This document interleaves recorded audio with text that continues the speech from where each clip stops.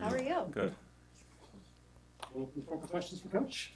I guess to start, for people that aren't familiar with the procedure you're having on Friday, can you just give a kind of a rundown of what to expect, and do you anticipate missing time away from the team? Yeah. So as far as my pacemaker replacement surgery that I'll have on Friday, I anticipate, a very routine surgery.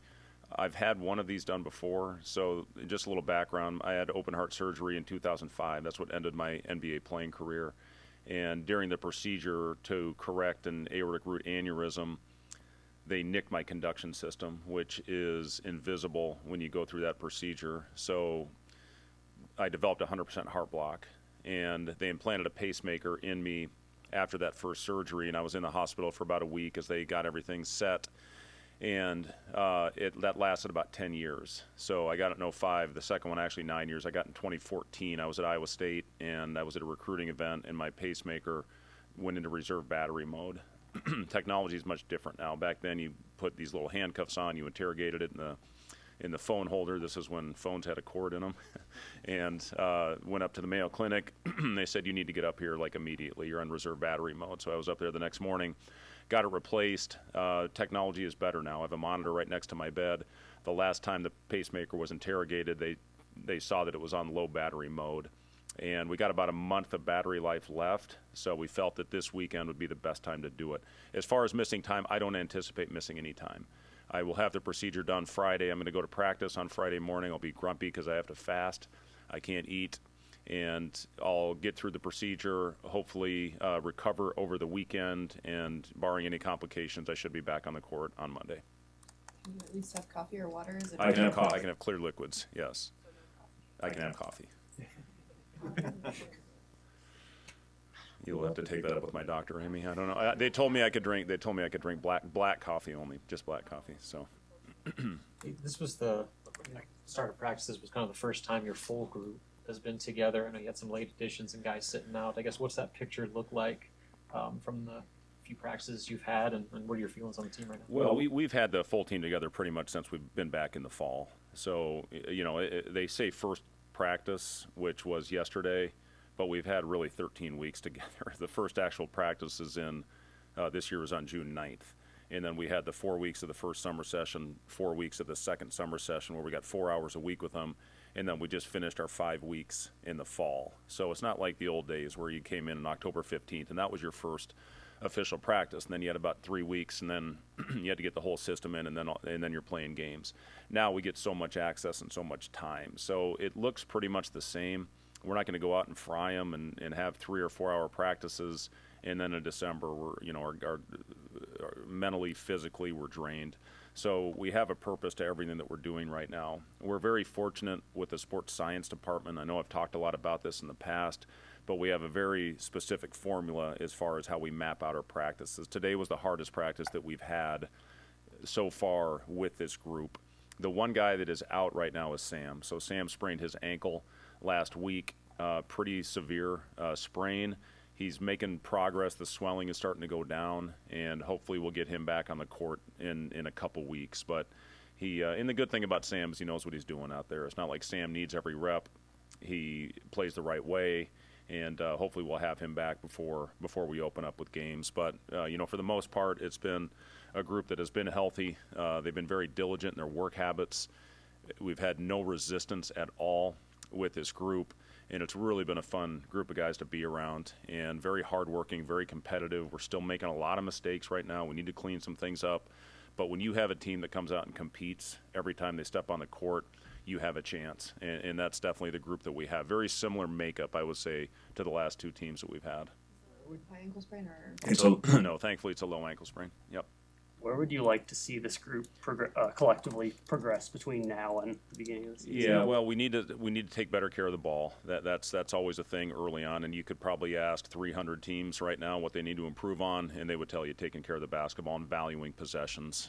We can't turn it over, give a team easy baskets coming back the other way.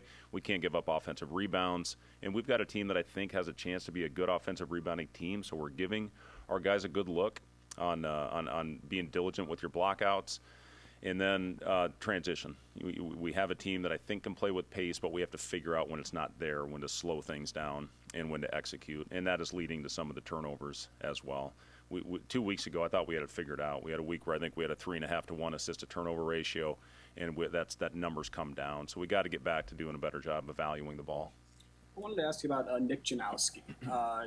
Seems like he's a pretty good shooter. I mean, do you anticipate him being part of the offense this year? Yeah, I've been really happy with both of our freshmen, and Nick has done a really good job of coming in here. He's more comfortable, you can tell. This summer, he had some struggles, as all freshmen that start their college playing career, from the number one player in the country all the way to whatever. But Nick had some struggles early on, putting the ball in the basket. And that was the one thing I did not think that we'd have issues with, because he's the 7th all-time leading scorer in Wisconsin State history.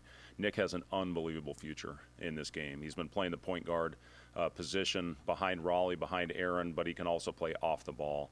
And he's been really, really good since he's been back. So as far as will he compete for time, absolutely. And that's what I told those guys with Nick and with Braden Frager. Their mindset needs to be to come in here, and they're going to be on the court.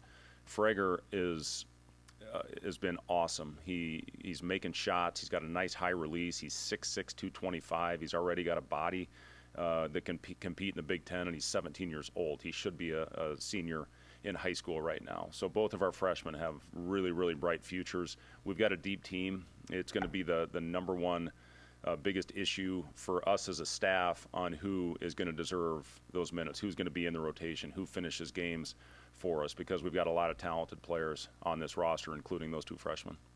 Body's changed significantly. You said he's gained a lot of weight. I mean, he looks a lot bigger and stronger in such a short period of time. Yeah, he absolutely has. And when he had his wrist, so he had a wrist procedure this off season, and he was really diligent with Kurt Joseph, our strength coach, and getting in the weight room and doing everything that he could without being able to do much on the court because of how delicate that wrist procedure was. And he put on a lot of size. And he's a worker. He's a great worker. He gets in here into the gym every day in the afternoon. And he's, again, his body's always been explosive, but now he's adding the strength, and he's filling out, and he's got a body that will continue to improve. Again, what we forget sometimes is that he's 17 years old. So, there'll be some times where he makes mistakes or comes off and makes maybe the wrong read. But, again, he should be in high school still. So, really, really excited about both of our freshmen.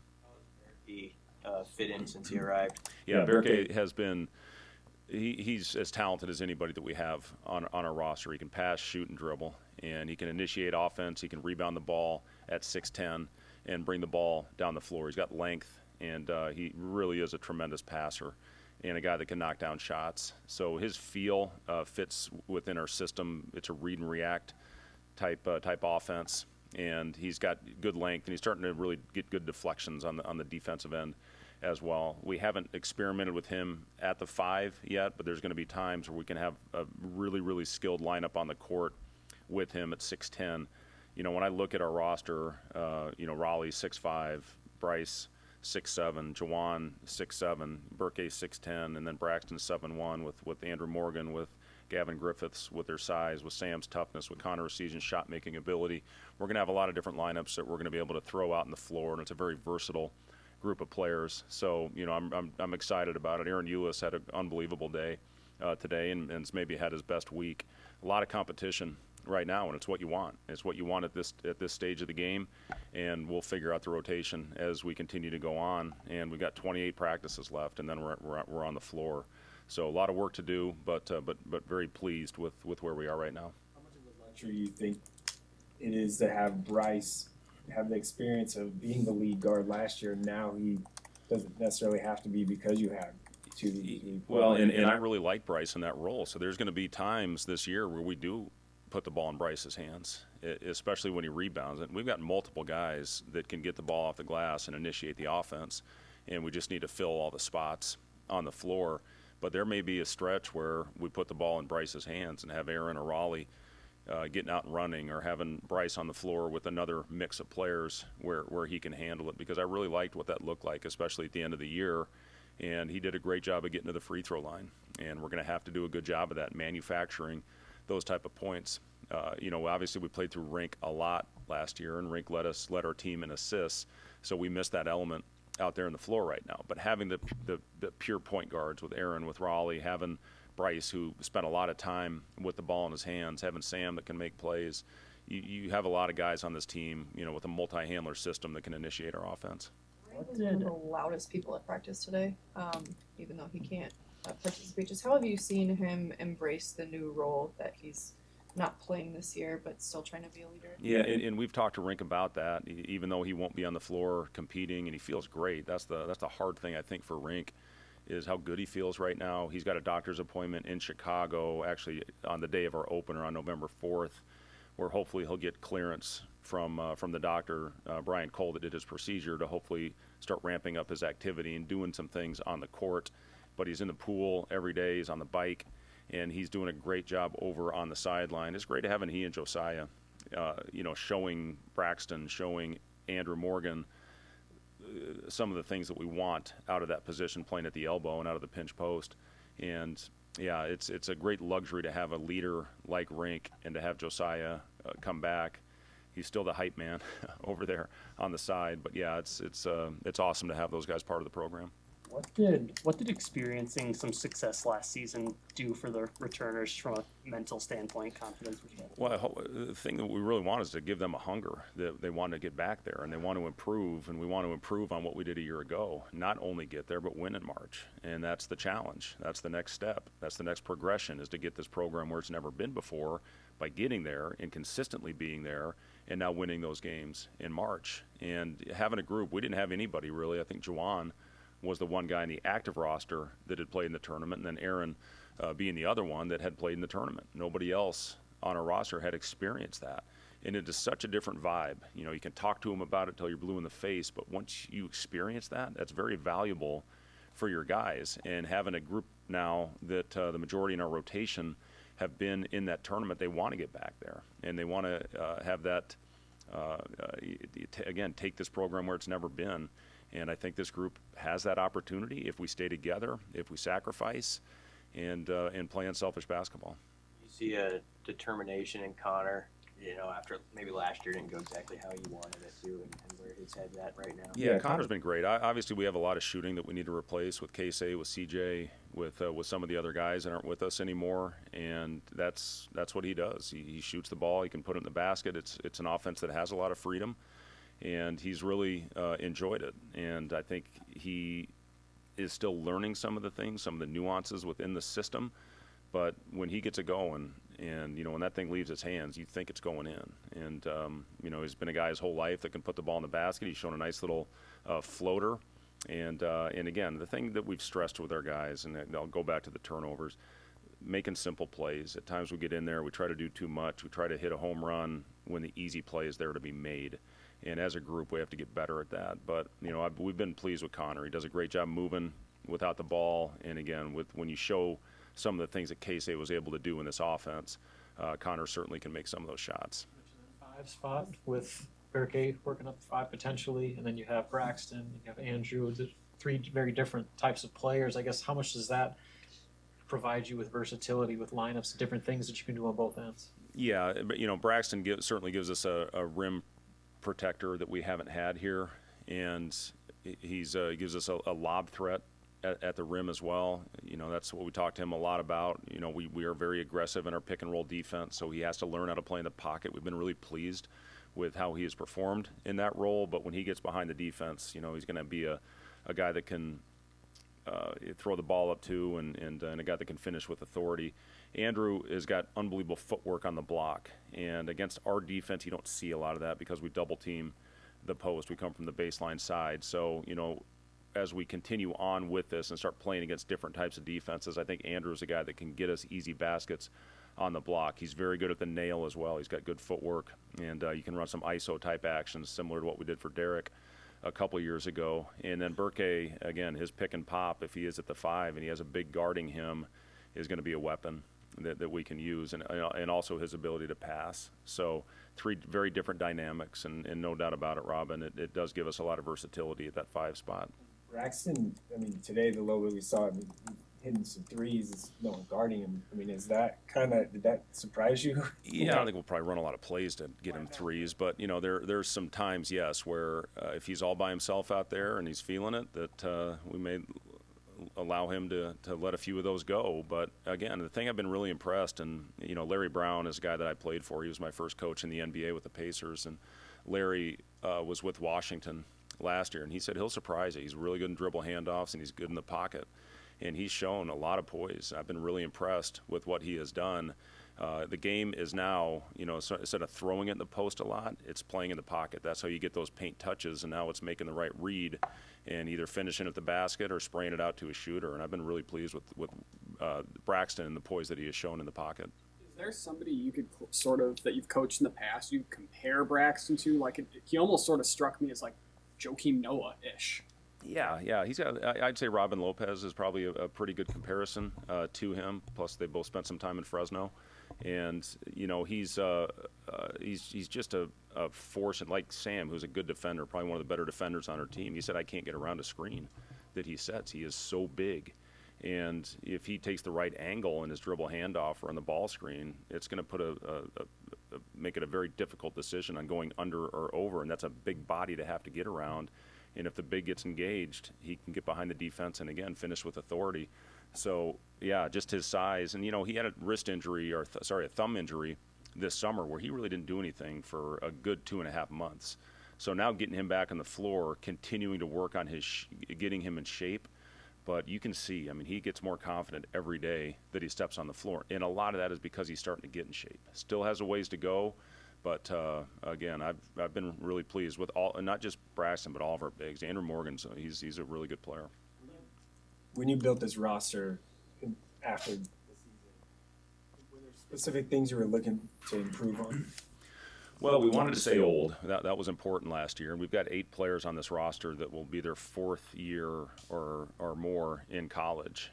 And we were the oldest team in the Big Ten last year, and I think that was a key in us having a good year. So we wanted to get experience back in some of the players that we had to replace. And we've got 6 seniors on this team, and then Sam and Jeffrey and those guys are. Yeah, and Jeffrey I think makes 7. So we've got 6 guys that are 4th year or more in college. So that was a big part is to continue to try to stay old.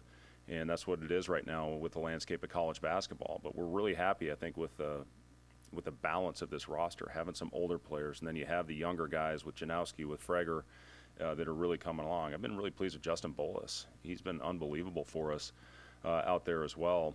And, in order in today's age, I think to win and to be consistent, you have to have older players on your roster. So that was a big point for us and for me and my staff this offseason is to make sure we got some experience in here to replace some of the guys that we lost. And Rink and Josiah in that as well.